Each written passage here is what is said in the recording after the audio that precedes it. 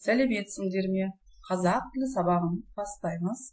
85-ші сабақ. Жаңа бөліміміз қоршаған ортаны қорғау. Құстар туралы не білемін?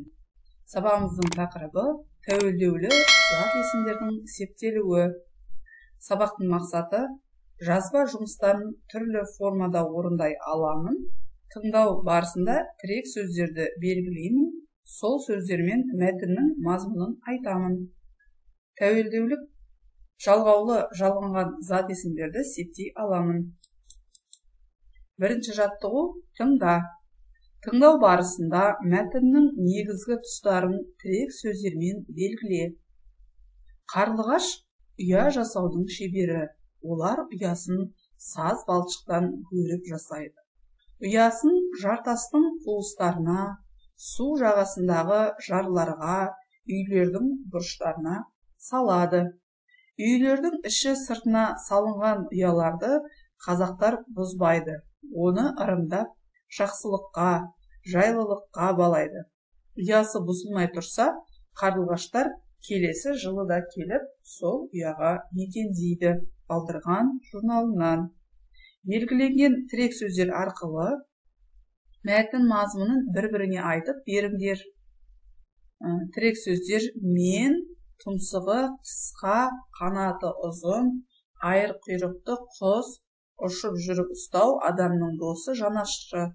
Осы берілген тірек сөздерді пайдаланып, мен адамның досымын тақырыбында монолог құрап жаз.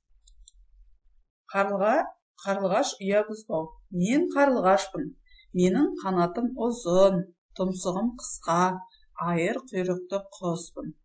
Мен адамның досымын, себебі адамдарға зиянды жәндіктерді ұшып жүріп ұстаймын.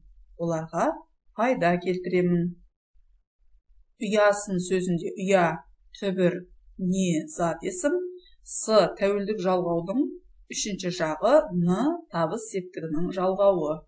Қуыстарын, қуыс, не қуыс зат есім, тар көптік жалғауы, тәуелдік жалғаудың үшінші жағы, на барыс септігінің жалғауы. Бұрыштарына, бұрыш түбір зат есім, тар көптік жалғауы, тәуелдік жалғаудың үшінші жағы, на барыс септігінің жалғауы. Ұясы, ұя түбір зат есім, с тәуелдік жалғаудың үшінші жағы. Екінші жаттығу сөйлемдерді көшіріп жаз. Қарлығаш төбеде қонақтап отыр. Ол ұясын үйдің төбесіне салады. Жұмыртқаны тоңазытқышта сақтайды. Көкек жұмыртқасын кез келген торғайдың ұясына тастап кетеді. Балапан ұяда не көрсе, ұшқанда соны іледі. Торғай ұясында қонақтап отыр. Қарамен жазылған сөздерді сөз құрамына талда, олардың қай септікте тұрғанын айт. Не байқадым? Төбеде, төбе, түбір, де жатыс септігінің жалғауы. Төбесіне, төбе, түбір, с тәуелдік жалғаудың үшінші жағы, не барыс септігінің жалғауы. Жұмыртқаны, жұмыртқа түбір, н табыс септігінің жалғауы. Жұмыртқасын, жұмыртқа түбір, с тәуелдік жалғаудың жалғауы, н табыс септігінің жалғауы. Ұяда, ұя түбір, да жатыс септігінің жалғауы. Ұясында, ұя түбір, с тәуелдік жалғау, н жатыс септігінің жалғауы. Үшінші жаттығу зат есімнің жай түрі мен тәуелдеулі түрінің септелуін салыстырып оқы. Септіктердің аты, атау, ілік, барыс, табыс, жатыс, шығыс көмектес. Қазақ тілінде 7 септік бар. Түбір зат есім әже, ілік септік әженің, барыс септік әжеге, табыс септік әжені, жатыс септік әжеде, шығыс септік әжеден, көмектес септік әжемен. Бірінші жақта менің әжем, екінші жақта әжем, әжесі, ілік септікте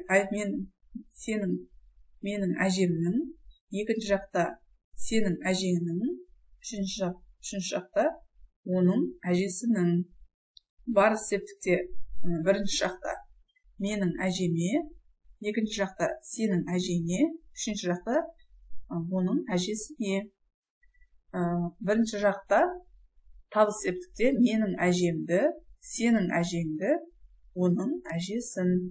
Жат септік әжеде. Бірінші жақта менің әжемде, сенің әжеңде, оның әжесінде. Шығыс септікте бірінші жақта менің әжемнен, екінші жақта сенің әжеңнен, оның әжесінен.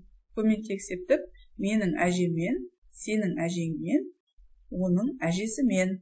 Бірінші, екінші, үшінші жақтағы тәуелдеулі сөздің септелуінде қандай ерекшеліктер барын байқа.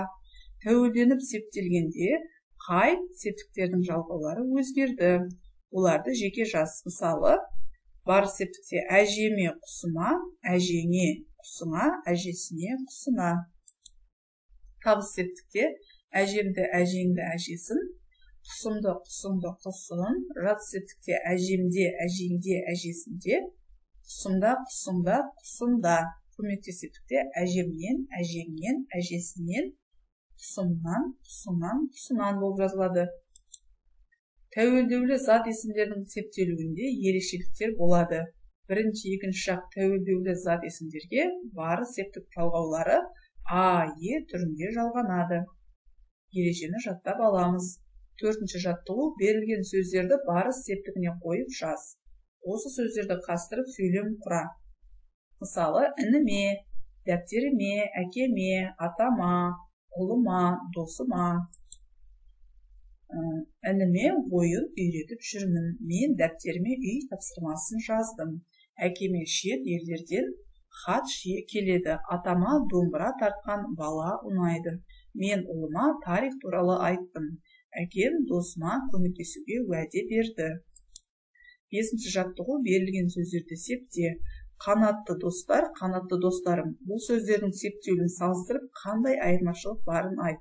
Сыныпта құстар біздің досымыз тақырыбына жарнама жазудан сайыс өтіп жатыр.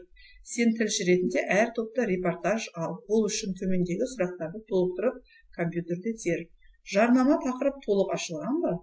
Топтың жарнамасында құстарды қорғау мәселесі қарастырылған ба?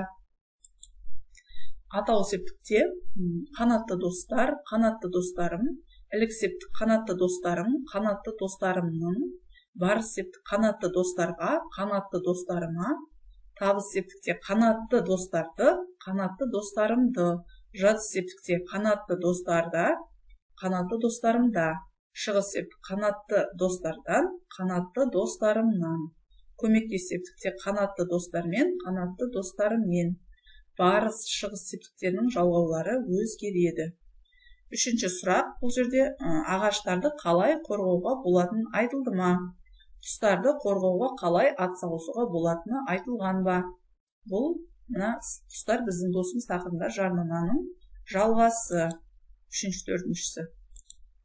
Алтыншы жаттығу жұмбақты оқып шешуін тап. Күндіз төбеңе шығады, түнде шегеге шығады. Жұмбақтың жауабы бас киім. Барыс септіктегі сөздерді тауып өзара салыстыр. Жалғауларының әртүрлі болу себебін түсіндір. Төбеңе, шегеңе. Жай септеліп тұр бұл жерде. Сабағымыз аяқталды. Келесі сабақта кездескенше сау болыңыздар.